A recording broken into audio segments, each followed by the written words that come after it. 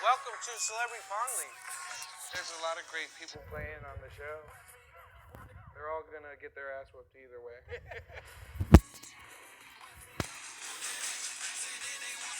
Bullseye.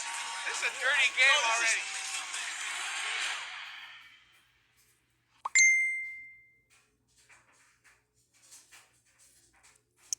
And then just place some powder snow buckets in the middle, so when someone comes climbing up the mountain, they'll fall through. This would have been the perfect thing to have in Third Life. I could have trapped so many people.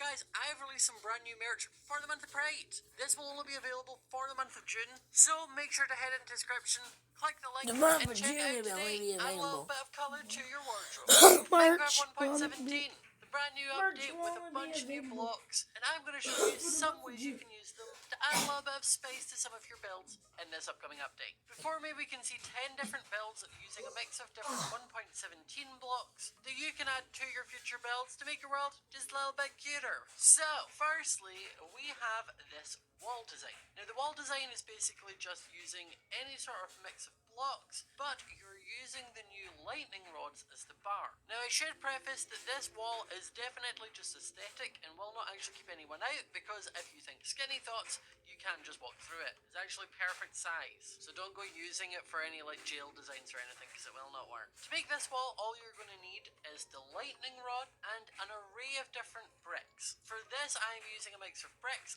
granite and polished granite in varying sizes, and the basic premise of it is having a wall along the bottom, enough space that there is a 2-block gap for the wall, and then you just place the lightning rods. But like end rods, they need to be placed in a kind of specific way, so the easiest way is just to line them across the bottom, stack them on top of each other like so, and then break the bottom row, and then you place it on the bottom of the above rod. This way it places the thicker bits at the top and the bottom and allows the thinner bars to be for the middle. Obviously you could do this with any combination of blocks, maybe using stone and cobble, stone bricks, diorite, any of the above. I just chose the bricks so it kind of kept that kind of red colour scheme, but totally up to you to what you want to mix it with. Now the second build we have is using the new amethyst blocks, both the amethyst buds and the block of amethyst, and we're using it to create a chandelier. For this, you're just going to need a block of amethyst, an end rod, and any mixing for the size of amethyst clusters. So for this, you just need a ceiling of some sort. I'm just using a small strip of oak wood to give something to hang it off of. All I'll do is place the end rod upside down with the block of amethyst attached to it, and then I'm going to put the amethyst cluster underneath and just the buds along the sides. And if you listen closely, they make really cool noises when you place and break them. Now obviously with this you can make it the same size as I did, or you could make it bigger. You can totally play around with the shape and size of this, have them at varying heights around your builds depending on the size, but I think it's just a cool way to make a nice little chandelier a little bit more interesting. This next one is a take on a design we've already used before, but it is a grandfather clock, except you can use the lightning rod as the pendulum. I also decided to use the new glowing item frames to also make the clock stand out, just to give it a little bit of extra oomph. For this, all you need is trapdoors of your choice, matching stairs, slabs, a lightning rod, a glowing item frame, and a clock. Now all we're going to do is place down our slab, pop down the trapdoors along the sides, and we're actually going to want these to be 4 high, so I'm just going to add an extra 2 and close all of those up. I'm then going to, in the top block, put a solid block with a trapdoor on top, the item frame, and our clock, and then under that I'm going to put the upside down stairs and the lightning rod onto the bottom of the stair. And there we go, we have our grandfather clock with the pendulum. Now this next one is a mix of designs, because it is a cute little pond, and I put in a few little axolotls.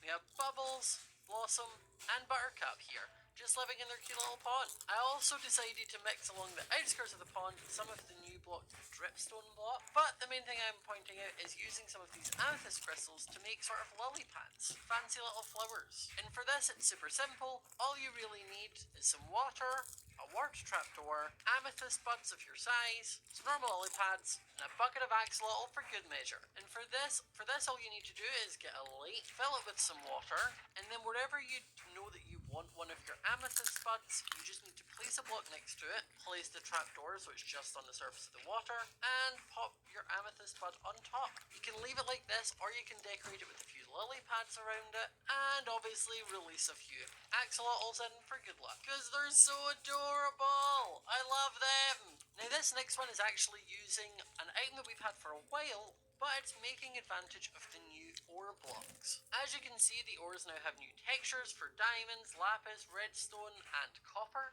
and simply placing some normal vines in front of them makes them look like they're flowering vines. So for this, you literally just need an ore of your choice and some vines. So if you're playing in a survival world, you're going to need to get some silk touch. And for this, super simple, you just get the blocks where you want them and put some vines on top. Obviously you can put one vine down and it will spread, but for this I've just covered the entire thing. These could be a really cool way to spruce up an outside garden area, just to add a bit more texture to the area and add a little bit of pop of colour.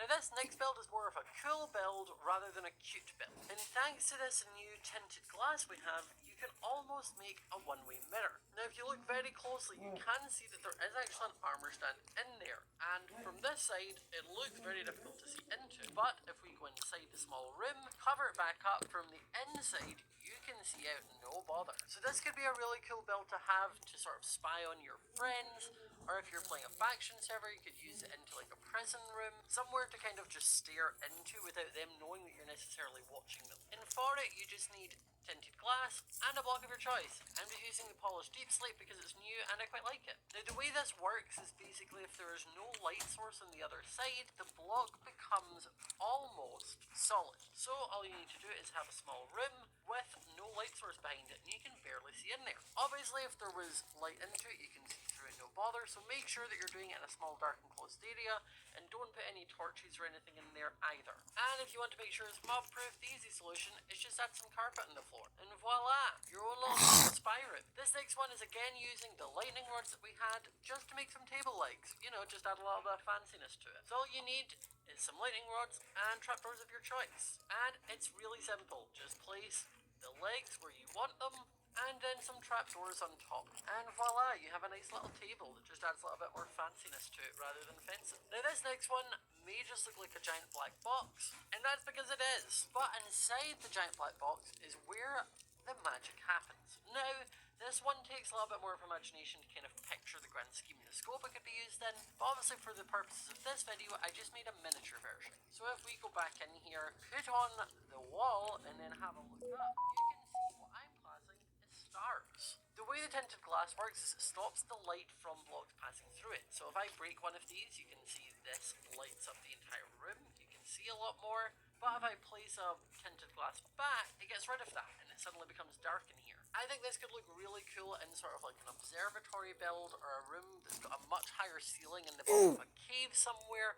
just to kind of look like stars in the sky. Obviously, as this is a bit smaller and you're a bit closer to it, you can see kind of the outlines, but I just think this has some really cool possibilities and things that can be done with it, and it's super easy to do. All you need for this one is a block of your choice, tinted glass, and a light. I'm using sea lanterns, but you could easily use glowstone or glow shrooms, whatever you want. And basically the premise of it is, if you have an area, you can pop down a sea lantern and then just surround it in tinted glass. It still allows the glowing texture to be seen, but it then doesn't emit any light. So it's quite good for using in maybe like in sort of deep secret cave areas. I think it could be a really cool addition. Now this next one is by far one of my favorites. I really like the way I used this. As you can tell, this just looks kind of like a snowy mountain, but the important block here is this powdered snow block. The reason it's important is this has an interesting mechanic. Like normal snow you can stand on and walk on no bother, but if you happen to walk across some powder snow, you sink through it. Now that then got me thinking, if I can sink through it, I can go through it. So it is the perfect way to make a cool hidden area in a mountain base. I think this is such a cute little like snow kind of cave area. I've got my little enchanting setup, some storage, the brewing stand. I use different ice blocks and calcite for the floor just to make it seem super cute, and then to get out you just have to shoot through it. Though I will say it does give you the new cold effect that Minecraft is adding with it. So you need to make sure you get through quick, otherwise you're gonna freeze to death. But look how cool the animation is at the side of the screens. Looks adorable. To make this, it's super easy. You just need powder snow buckets, stone, snow blocks, and snow. And I'm pretty sure the way you get powder snow is by putting a cauldron out in a snowy biome and it will collect it. So for this, all you need is a small area where you want a secret door. Place down the powder snow buckets and it will place them as blocks. And then just use a mix of other snow just to kind of mask the area and make it not look as obvious. And voila. And if we just run through here, voila, you have your new area. And another fun way to use this is you can actually use it to make traps. So you could make a small pitfall trap, place a bunch of snow around the edges, and then just place some powder snow buckets in the middle, so when someone comes climbing up the mountain,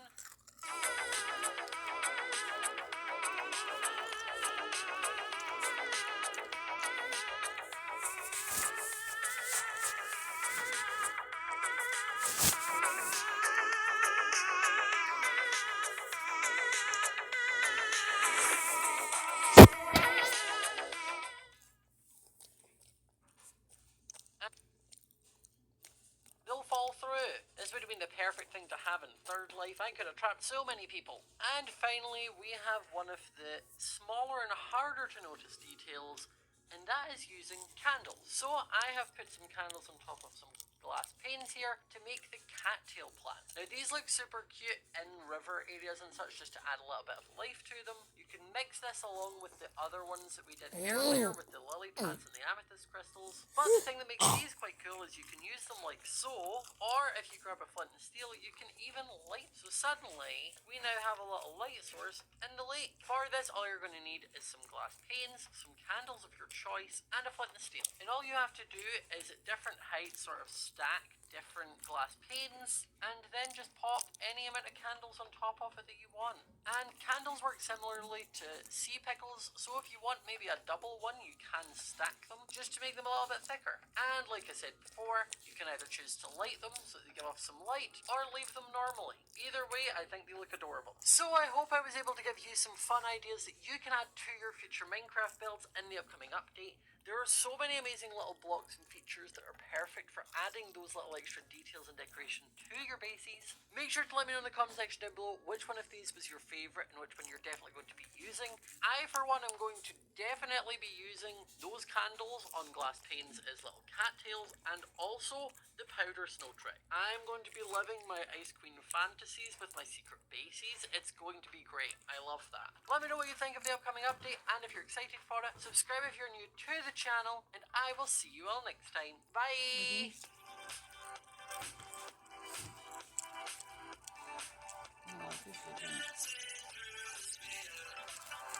I don't know if I'm done yet. I don't know if I'm done.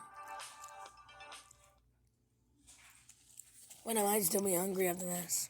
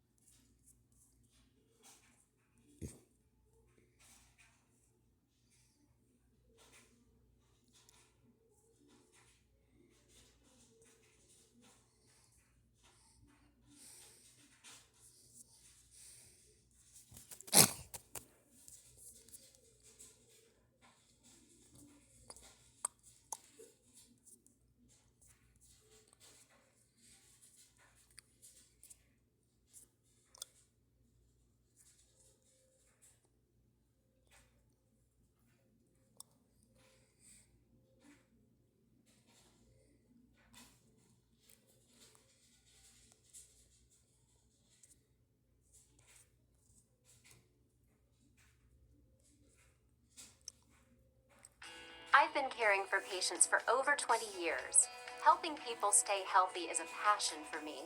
That's why I've encouraged my patients to get a COVID-19 vaccine. The vaccine's been tested, it's safe and effective, and it will protect you and those around you. West Virginians 12 and older can get the vaccine.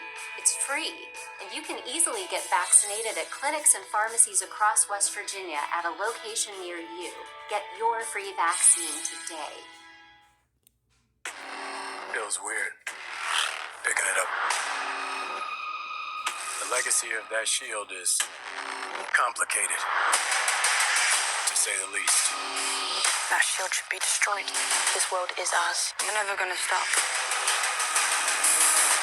It's the closest thing I've got left to a family. Ladies and gentlemen, my name is Mariako, and I'm here to show you everything you need to know about the upcoming update to Minecraft. This will be Minecraft 1.17 for both Java and Bedrock editions of the game, and it's set to be released on June 8th. However, before we begin talking about the features of this update, it does need to be prefaced by some big changes that happened during its development.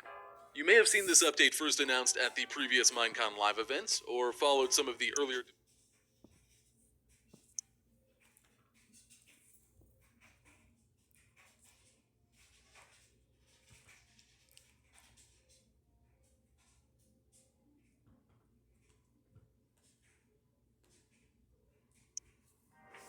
Hello everybody, my name's Mariako, and today I bring you a very quick video on the best way to clean up your Minecraft worlds and remove any unnecessary chunks from them.